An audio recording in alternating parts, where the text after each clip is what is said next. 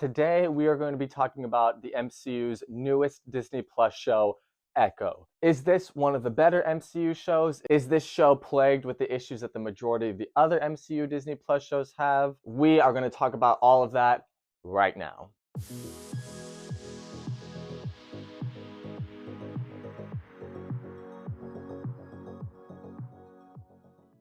Echo follows off the series of Hawkeye following Maya Lopez as she gets out from underneath the rule of Wilson Fisk, or Kingpin, discovers what her ancestral roots are, and also reconnects with her family along the way. And to be totally honest, this show is fine. With that being said, let's get into the positives. One big thing that I want to talk about here is the very first episode of this series. It is such a strong, great episode of television. You have great character development, great action choreography, a great use of Daredevil, a great use of Wilson Fisk, and just the fact that they made the show TVMA and they got a little more violent, they got a little more gritty with it, I think is what a lot of people wanted in the MCU. Unfortunately, that doesn't stick throughout the whole series, but we will get more into that later. Another positive I can talk about here is Maya Lopez. She is a great character. I didn't really enjoy the show of Hawkeye. I didn't really have any thoughts on the character of Echo herself when they announced a Disney Plus show. Like a lot of other people, I was skeptical and kind of like, okay, but I was pleasantly surprised here at the beginning of the show. I love how the show uses sign language, how it deals with characters and actors that are actually deaf, and how all of that plays into the story. Another strong thing here, not to get too spoilery,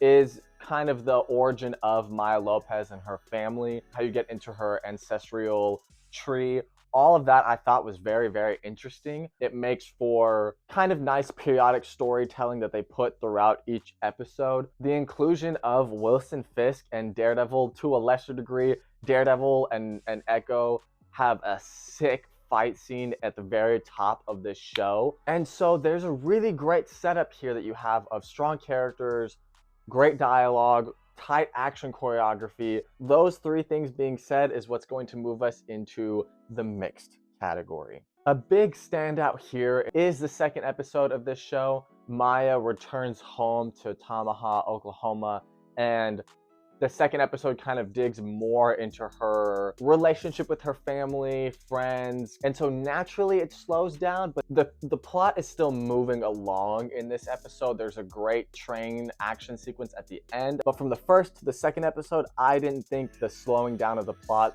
was too drastic. I was very much on board with where the show was going. And that being said, that brings us into the negatives. This show falls off hard after its second episode, and it does not recover. This is an issue with a lot of the other MCU Disney Plus shows, where I kind of think of it like almost in the shape of a V, where a show can start off very strong, a very strong premise, very strong first episode, and then, the second episode kind of slows down a little bit, just like Echo does, and then for some reason, the third or fourth episode really bottom out. But then with a lot of these shows, kind of like Loki, WandaVision, right as they kind of bottom out, they start to jump up again in quality and in plot progression as the fourth, fifth, and sixth episode, normally by the finale, they're back to the same level that the first episode was on. So it's kind of this like weird arc that I don't know why the shows do it, but Loki, WandaVision, they're kind of able to recover in that sense. And that's what I thought was going to happen here with Echo, but unfortunately, strong first episode, okay-ish, fine enough, acceptable. Second episode, okay, we're really starting to slow down here at the third episode, but maybe we can get into that recovery by the fourth.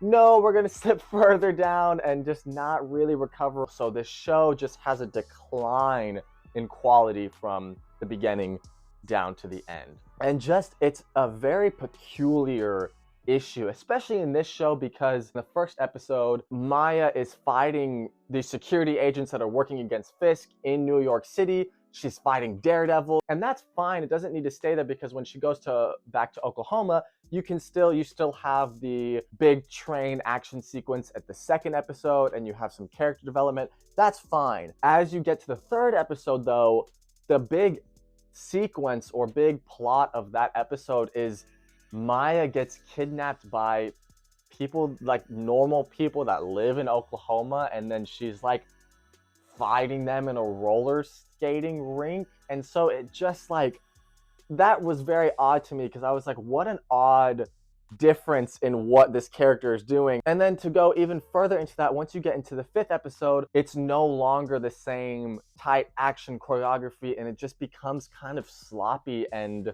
a little immature and a little cringy. Like, are there different writers here from the first episode down to the finale? And it was just really unfortunate, because I really wanted to like this one, but just that decline in quality.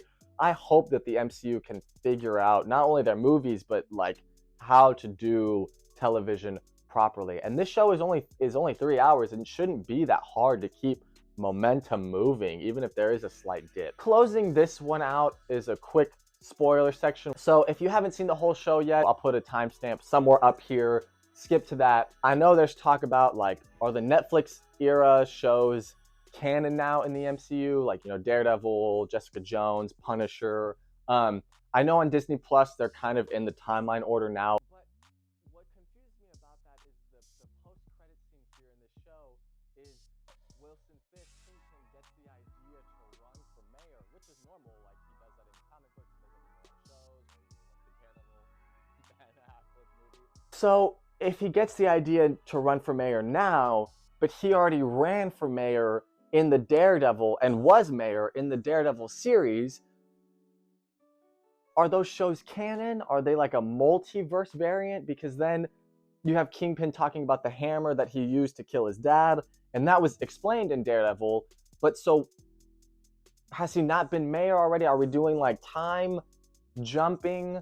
I'm just kind of confused on that. I just wish that Marvel could like just clarify what is going on. But the probability there is that they probably don't know what's going on totally. They're probably trying to figure that out. And with all that being said, this is unfortunate, because I really did want to enjoy Echo. That first TVMA trailer they put out really kind of put me on the show. I was like, okay, this looks interesting. It looks like we're kind of regaining what we need to here in the MCU, but then the show is just plagued. And with all that being said, I'm going to give Echo a 6 out of 10. Thank you guys so much for watching. Let me know what you all think about this show. Do you love it? Do you hate it? Does it fall somewhere in the middle for you in the MCU? Let me know if you guys are looking forward to more MCU content this year. Deadpool 3, I think we're getting the Agatha show.